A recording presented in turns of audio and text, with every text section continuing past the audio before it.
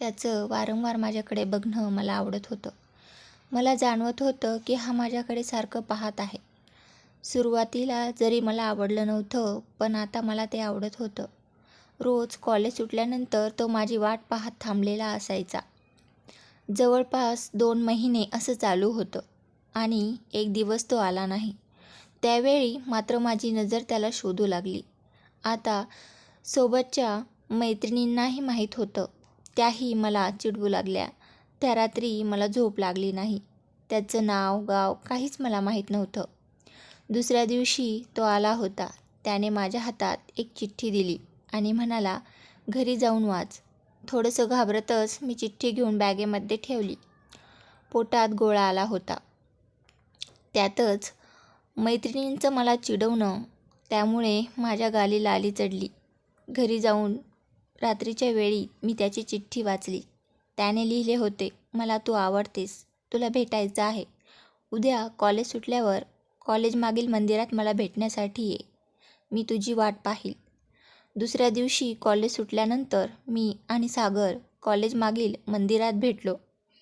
नवीन तारुण्यात पदार्पण केलेले आम्ही दोघेही एकमेकांच्या प्रेमात पडलो आणि आता रोज कॉलेज सुटल्यानंतर आम्ही एकमेकांना भेटू लागलो. माझ्या घरचे वातावरण स्ट्रिक्ट होते. बाबा आर्मी रिटायर्ड ऑफिसर होते आणि मोठा भाऊ इंजिनियर होता. मला माहीत होतं की घरून लव्ह मॅरेजसाठी कधीच परवानगी भेटणार नाही. प्रेमात पडताना या गोष्टीचा मात्र मी विचार केला नव्हता. एके दिवशी माझ्या भावाला कळाले की मी कुठल्या तरी मुलाला कॉलेज सुटल्यानंतर भेटायला जाते. मला आता घरून चांगला चोप देण्यात आला.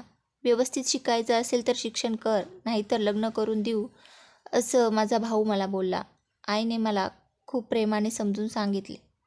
पण मला यावेळी आई, बाबा, भाऊ कोणाचे म्हणणे पटले नाही. परिस्थिती पाहून मी हो तर बोलले, पण मला आता सागरशिवाय दुसरं काही दिसत नव्हतं. जवळपास 1.5 महिना आम्ही एकमेकांना भेटलो नाही. माझं कशातच लक्ष लागत नव्हतं. आम्ही जेव्हा भेटलो तेव्हा आम्ही पळून जायचं ठरवलं. आईचे दागिने, काही पैसे घेऊन संधी शोधून मी सागरसोबत निघून आले.